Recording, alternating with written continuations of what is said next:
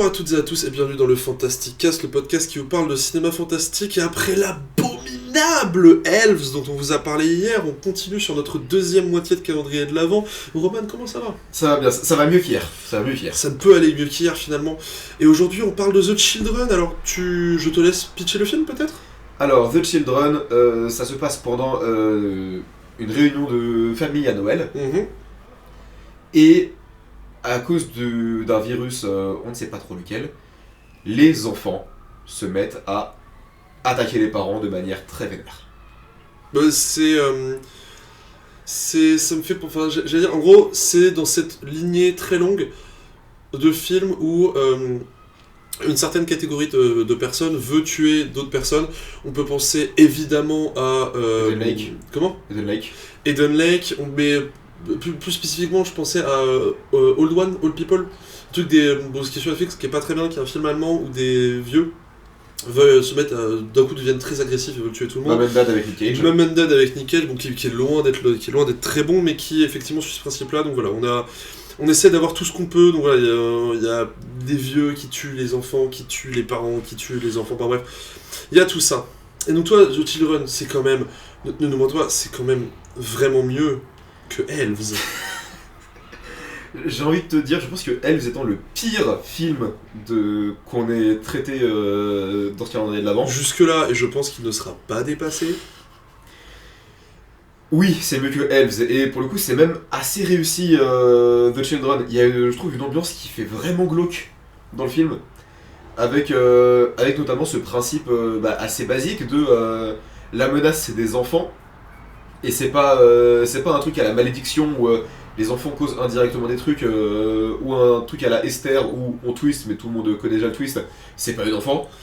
Là, c'est vraiment des enfants qui deviennent fous et qui se mettent à attaquer et essayer de tuer tous les adultes qui les entourent.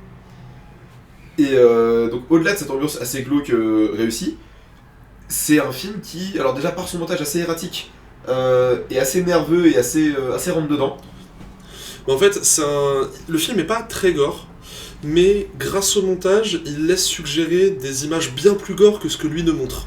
Avec notamment plusieurs plans sur des cadavres ou plusieurs plans... Enfin, le premier meurtre du film, typiquement, on ne le voit pas vraiment, on voit...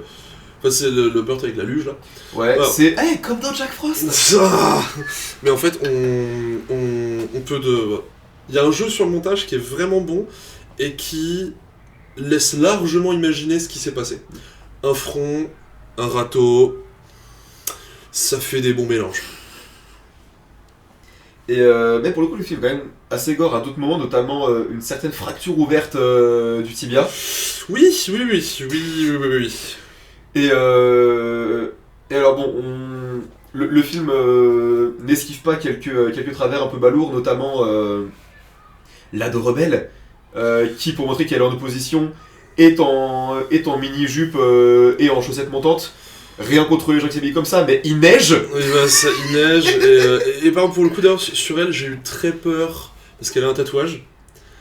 Et en fait, c'est une rescapée d'un avortement. Et du coup, elle a un tatouage de fœtus. Et j'avoue, j'ai eu très peur de là où le film allait aller. Je me disais, t'es pas loin de devenir détestable. Fais bien attention au film. Unplane, tout ça. Ouais, c'est Unplane, W9, Bolloré, tout ça, c'est... Non, c'est 8. C'est 8, ah oh. Mais c'est Bolloré, du coup. Ouais, ça, c'est 1 ou 2 degrés, hein, ça passe. Voilà. Si vous aimez Unplane, s'il vous plaît, ne nous écoutez pas. Désabonnez-vous, partez, je vous en supplie. T'es pas abonné à Pureflix ? Non. Putain, non mais en fait, un jour, il faudrait qu'on fasse ça. Il faudrait qu'on fasse un épisode sur les films d'horreur chrétiens. Et on va creuser les fonds de catalogue Pureflix, des trucs comme ça. The Reconcilier, le rip-off chrétien de Saw. Ouais, le rip-off de Saw, mais on pourrait penser également à Divination, dont je t'avais montré la bande-annonce, le truc avec les anges, là, où... il y a une famille rebelle dans le quartier, ils tournent pas leur pelouse, c'est ça. Donc Divination, on pourrait penser... J'avais vu un truc qui voulait être vite fait un espèce de Indiana Jones, Kato, et qui n'avait aucun sens. Et j'ai un que je pourrais prendre qui est un film, alors j'ai plus le nom, mais qui a été fait avec un révérend qui s'appelait Estes Perkel, et qui s'appelle When the Cavalry won't do, what will horsemen do, je sais plus quoi. When Men Tires You, What Will Horsemen Do? Je crois que c'est un truc comme ça. Et qui en fait est un film religieux autour d'un révérend, mais qui est ultra gore. Mais qui est super. Mais en tout cas qui est très intriguant, à minima. Mais donc The Children, nous avons dérivé. Reprenons sur The Children, ma foi. Franchement, assez bonne surprise.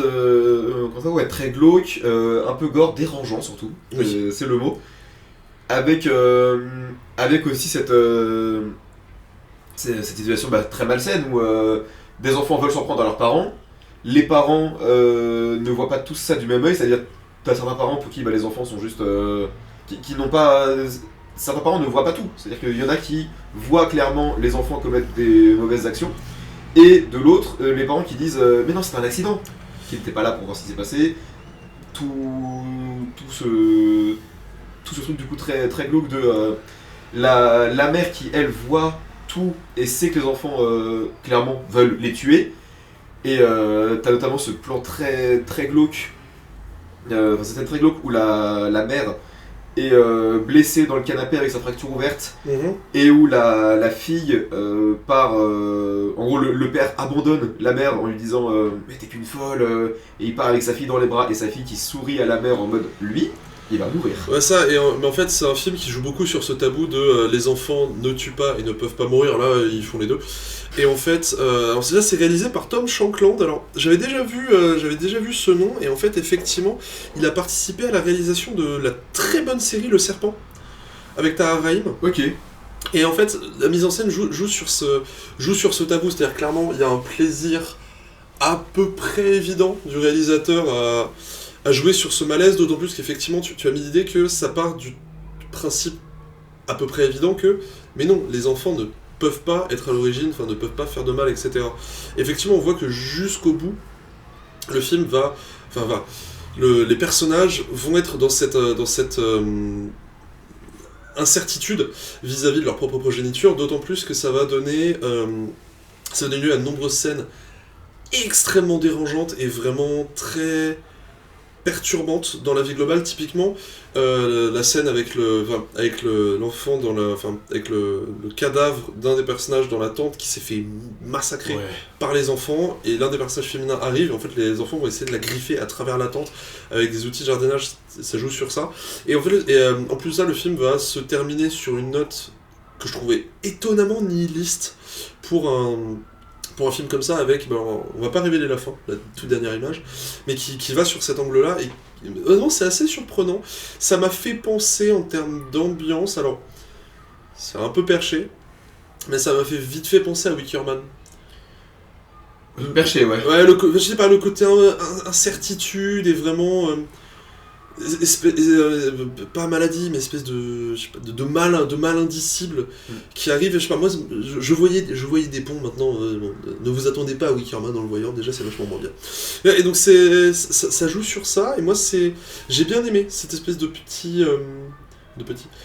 ce jeu sur le tabou, sur ce que tu peux ou pas montrer, sur comment tu vas le montrer, et sur comment est-ce que les personnages dans le film sont quelque part comme le spectateur, dans l'idée que, même si nous on sait que le film c'est des enfants tueurs, mais sur le fait que non, ils ne peuvent pas faire de mal, ce sont des enfants. Donc ouais, moi c'est plutôt bonne surprise, pas un grand film, je pense qu'il manque d'ampleur pour vraiment dépasser le stade de juste petite crasse un peu méchante. Pour moi, j'aurais aimé, on va dire, plus de rock peut-être un peu plus frontal, un peu plus rentre dedans, pour vraiment monter dans le game. Mais dans l'état actuel des choses, ça reste une proposition très, très sympathique, et surtout qui arrive à nouveau à chatouiller, je trouve, de la bonne façon, avec le bon angle d'attaque, un tabou qui est extrêmement répandu dans le cinéma occidental. C'est ça, puis je trouve que le film avait, je pense, s'il y avait eu peut-être plus d'efforts de com ou je ne sais quoi, aurait pu devenir aujourd'hui un classique comme les Esther. Les deux sortent à 1 an d'écart. Oui. Et traitent à peu près du même sujet. Oui, non mais c'est total. Alors Esther, classique, peut-être pas le mais en tout cas... Il a son petit statut culte. Il a un petit statut culte, effectivement. Surtout avec... c'est un film qui a été énormément édité en DVD et Blu-ray. Esther, c'est un film qui... je sais pas, vous allez dans n'importe quel... Enfin, peut-être moins maintenant, mais à une époque, vous allez dans n'importe quel cache converteur, vous aviez un Esther. Et oui, et d'autant plus qu'à la même époque, moi ça me permet de remettre en avant un autre film que j'aime énormément, mais que personne n'a vu, qui est Joshua. Alors j'ai plus le nom du réalisateur, mais en fait c'est l'histoire d'un enfant extrêmement intelligent, et ça atteint, je trouve, des sommets de cruauté et de méchanceté assez inédits, et si je dis pas de bêtises, la photo est d'ailleurs faite par Benoît Deby. Mais elle est très terne, très grise, c'est assez dur à deviner. Mais donc voilà, Joshua, c'est un film que j'aime vraiment beaucoup, et si vous aimez les films d'enfants tueurs, je ne peux que chaudement vous recommander ce Joshua. Donc le Joshua de George Ratliff, avec Sam Rockwell et Oui. Vera Farmiga. Oui. Ah bah Vera Farmiga qu'on retrouve aussi dans Qu'on les retrouve dans STR, effectivement, qui aujourd'hui est connu pour son rôle de la maman dans Conjuring, et qui a lancé son groupe il y a pas longtemps. C'est vrai. Voilà. Et donc c'est bien Benoît Deby à la photo, si je ne dis pas de bêtises. Exactement, Benoît Deby. Voilà. Bref, on en a terminé sur The Children, On a terminé sur le et on attaque demain avec un film un peu français.